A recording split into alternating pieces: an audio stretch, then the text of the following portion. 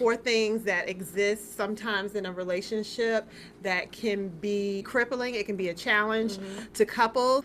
The first one is criticism. And criticism essentially is what? A verbal attacking of someone's personality or someone's character, right? So how can we fix that? The Gottman likes to call that the gentle startup. You can critique. Critique is different than criticize because we want to grow. We want to be better. You know, how can I say what I need to say in a positive manner so that my spouse or significant other hears me? If someone feels like you're accusing them or you're attacking them, it's easy for us to get defensive. Absolutely. Defensiveness is one of the 4 horsemen. When couples are communicating, you're not listening to understand, you're listening to respond. So automatically you go into defensive mode. And watch for your partner's perspective. Oftentimes you may not be able to come to that like meeting place initially, but know that this is what they're feeling and they're sharing how they feel with you through their means of communication. And so instead of feeling attacked and perceiving it as an attack, listen for what they are trying to express to you. If you have something that you need to discuss with your partner or significant other, it's okay to take some time first to process so that you can check your tone, so that you can use the right words that you would be heard. And I know a lot of people say we have to talk about it while we're in the moment, but not always, because that's not always the, I guess, constructive time to speak on a subject. Now, how can being overly defensive harm a relationship? The individual who is feeling as though they have to defend themselves feels continuously attacked. So it's almost like we're never on an equal playing field. We're never united. It's always you're on your team and I'm on my team. So that continues to break down the walls of the relationship because we're not playing together. The other individual may end up feeling a myriad of things. One of them being every time I speak to my partner, it's as though you never take responsibility. Right? So is everything I'm saying always wrong? The third one we like to talk about is contempt. That's exactly right, because I think that goes into the defensiveness. And a lot of people ask, what is that? That's that sarcasm, that mocking. Attacking the sense of that person's self with an intent to insult or abuse, right? So you know what you're doing, and you're in that moment of being, and you're feeling so much that you're not thinking about how you're going to make your partner feel. The antidote to that one is to build a culture of appreciation. So talk to your partner about what you appreciate, the qualities that you value within them. The final one of the 4 horsemen is stonewalling. And oftentimes you'll be in a conversation and you kind of become overwhelmed. Or you no longer want to hear what's being said because you're defensive. You don't feel that it's valid and that it's true. And so essentially it is exactly as it sounds. You put up that wall, and who can break through stone? I think it's just shutting down. Your partner may say nothing. You may be doing all the talking and you get no response. And I think that builds a lot of frustration because then you feel like, are they really listening to me? Or are they really respecting what I'm saying? So you get that wall. So how do you respond to that? If you find that, the communication is not two-way, it may be that your partner is overwhelmed with all the information. Maybe it's not the right time. So usually what I say is take a time out. It's okay. Maybe before you start talking about it, do a temperature check. Say, are you okay? Are you in a good place for us to talk about this? Check on each other before having that conversation. Communication and the conversation is the responsibility of both partners. And so though that person may be stonewalling, that's just as she said, a moment for you to be observant about that and say, you know what? If I continue, it's not effective. And everything I'm saying, my own temperature check is, I'm becoming overwhelmed myself. I'm becoming frustrated myself. And I know that this is not going anywhere. So let me take a moment to say, I'm going to wait and let's take a time out. Regarding the timeout, I always recommend that couples have a predetermined amount of time. That's good. Mm-hmm. Set it and know that this is what we do wherever one of these moments arises. It's kind of like, okay, we need our timeout. Let's take 30 minutes. Let's take an hour, and we'll reconvene after that. Right. Was it safe in saying that not all communication is effective communication? Absolutely. It's safe to actually say that there is a large number, and I don't have the actual statistic, but there's a large number of the population that do not communicate effectively. Right. Because if we all take a moment to be honest and reflect on how we were ever taught to communicate, that was never a lesson. Right. That's true. That was never a no, lesson. it wasn't. That is true. And No. everybody's upbringing shaped the manner in which they communicate. What exactly is active listening?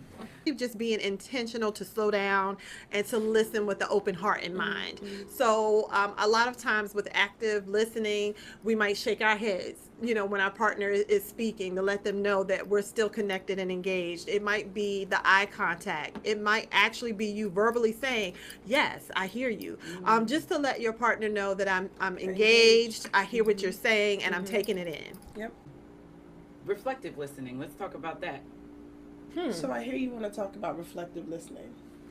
Aha. That's good. Very good. That's good. When you're actively listening, you're bound to hear the words that your partner says, right? Yes. And so what you then want to do is, how can I assure you that I am engaged, that I do hear what you're saying? And how can I reassure myself that I've gotten the message that you're relaying to me accurately? And so it's really a restatement of what you said. Right. Without me adding to it, without me removing from it. I'm not going to change your words or manipulate them. Correct. It's exactly what you're saying. What you said. And at the end, you can say, is that correct? Yes. What most couples don't do, which is put everything else down, stop watching TV, stop listening, get off your phone, get off your phone, phone, all these other things, and truly engage face to face with their partner. As you're communicating, be assertive. So it's really stating your feelings and stating what you need, right? So that has to do with I statements. Yes. Right? So I feel frustrated when I come home and the dishes are high in the sink, they're piled up, or the trash has been flowing over, and I feel overwhelmed. Yeah. Right? So what do you think what response do you think I would get from that versus, it really bugs me when I come home and you have not taken out the trash. Or the better one, why didn't you wash the dishes? Oh, that's a good one. Yeah. Again, so there's not really a unified, there's blame being placed. So that's what you want to be mindful of, not placing blame on the other person. And owning and being assertive about your beliefs, your feelings, and your values. Right. And then allowing them to say, oh, I did not know it made you feel that way. Exactly. Right. So a lot of times we don't ask for what we need, and so we just assume that our partner knows, and then we get frustrated when it doesn't happen. And so I think it's important to verbalize that and acknowledge their wants and their needs too, not dismissing their desires, but also stating what their desires are, so that they know coming out the gate of the conversation that you have acknowledged what it is that they would like to do. One piece of advice would be, to yield to one another. You don't always have to win. Sometimes we do have to compromise. And I also think it's important to validate your partner and apologize when needed. It's apology. Now that's something a lot of people have to work on. It's very hard because we associate apologizing with being wrong or taking the loss in the argument. But when you apologize, you're just saying, I accept responsibility for my part. When you are in a relationship, and again, we'll go back to being on a team, right? Because if we are on a team, then the goal should not be keeping score. Right. It should be we win when we are both attended to, when working we both together, feel like there was a resolution that is sufficient for our needs. Most couples don't know what they need together. So it's, I'm trying to fulfill my needs and you're trying to fulfill yours, so that's why we will continue to clash and have arguments and have conflict.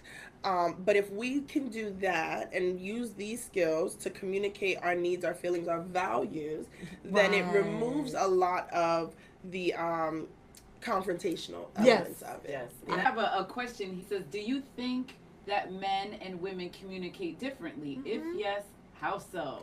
I think men have the ability to be more factual in their thinking, more black and white, more logical. Whereas women, we tend to put a lot of feeling into our thoughts and our communication and a lot of emotion. It's just because there's a different way of thinking. Yeah. I like to focus also on the individual. But like you said earlier, everyone can gain the skills, and once you have the knowledge and you have the skills, you can begin to implement them. And change will never happen overnight. And we are human, so we will always maybe slip up here and become defensive. But that's when you say, okay, wait, I gotta check myself. And apologize. You know what? I'm sorry. That was a little defensive. And I apologize for that, and then move on. Say there's a sister out there who's in a relationship and she's having a hard time. Maybe their partner is defensive, or maybe, she's dealing with any of the, exactly. The first thing that I would say is you need to clearly state your desires. But you have to know how you would like it to look first. Once you know what you would like your relationship to look like when it comes to communication, then you sit down and you say, can we talk about this? I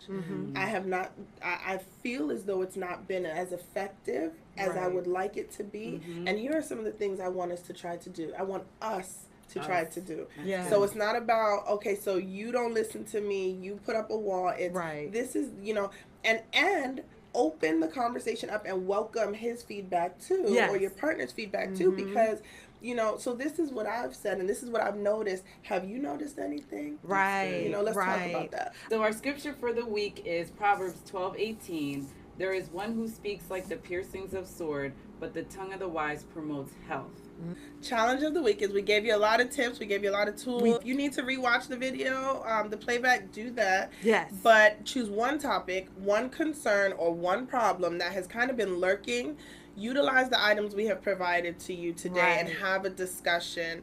Have a new kind of conversation. Be in the moment. Pay attention. Be intentional. Now, remember, the process does not guarantee that you'll get what you want, as we stated earlier, right? But the goal should be to not only change the way you talk to one another, but also strengthen how you both feel. Focus less on the outcome and more on the process.